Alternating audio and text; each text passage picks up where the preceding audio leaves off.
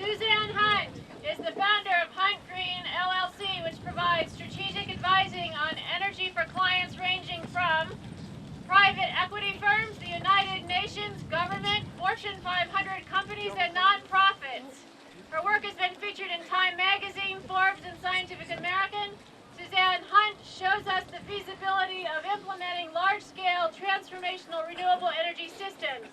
And the Finger Lakes is so lucky that last spring she moved her business right here to the Finger Lakes to support the ongoing sustainability practices of her family's 7th generation farm and winery, Hunt Country Vineyards, right here in Yates County, and to assist with the implementation of long-term sustainable energy solutions all across the Finger Lakes.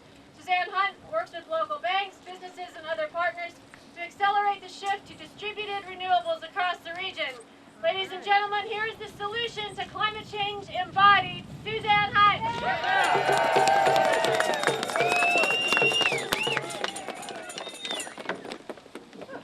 Thank you, Sandra. I have never been so proud to, number one, be an environmentalist, and number two, be an upstate New Yorker. What we have accomplished in New York State, objectively, is incredible. We got not only a temporary ban, but a permanent ban on fracking in New York State. Anyone can say. We got a ban on fracking. We got the Port Ambrose LNG facility veto. And then last week, Cuomo announced that our state renewable energy targets, 50% by 2030, is now going to be mandatory. So it is just really good to see such a passionate group of folks who care about climate change, who care about the community, and it's so good to build strong relationships with people who are like-minded. But it is also important that we talk to people who are not like-minded, people who don't agree with us on climate change. One of the things that is most tragic about the situation right now is that climate change, while it's something that should unite us, it's something that should bring us all together to fight it, it's been used as an issue to divide us. And we have to stop letting our communities and our country and nations be divided by this issue. It is something that should unite us. And so I will use just a couple minutes to give you, to go through the reasons that people don't necessarily understand or want to take action on climate change, and some of the talking points I found most useful in countering that. And I think everyone, we could just jump up and down while we do it, because everyone's freezing. I can see everyone. So I've done a lot of work with the security community. One of the people who's I've watched go up against, the most, incredibly stubborn climate deniers. Jim Woolsey ran the CIA under Bill Clinton, and he used to testify in front of Congress. We would speak at events together, and invariably someone would say, Jim, I don't even believe in climate change. Like, I don't know why you think we should switch to a smart grid, to distributed renewable energy, to much more efficient transportation and energy systems. And Jim would say, well, all of those things that I just suggested will make us much more resilient in the face of terrorist attacks. They will make us much more energy secure and enhance our national security. All of those things will make our air and water cleaner and our health better and our workforce more productive. They'll improve our economy and create jobs. Oh, and by the way, they'll also help us address climate change. And then these congressmen would say, oh, well, in that case, I guess it's okay.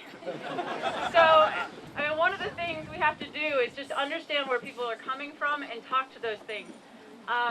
Since I've been back, we've put in nearly, just some of the wineries I've been directly involved in, nearly 0.5 megawatt of solar.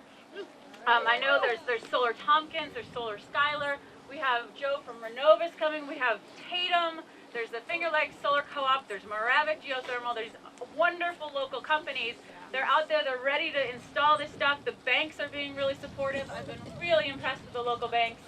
And the only pushback I've gotten from people is some people will say, well, renewable energy is nice, but it's little. It can't power our economy. It can't power hospitals and schools and these things. So to anyone who says that, let them know that the world has installed more renewable energy, more new renewable energy generation every single year for the last 3 years, worldwide than all fossil and nuclear combined. And there's no end in sight. That's just the new reality. To anyone who says renewables can't power a country, let them know that Germany is the 4th largest economy in the world, and they are 30% renewables, and they have a national policy to transition off of fossil fuels and nuclear. If Germany can do it, we can do it.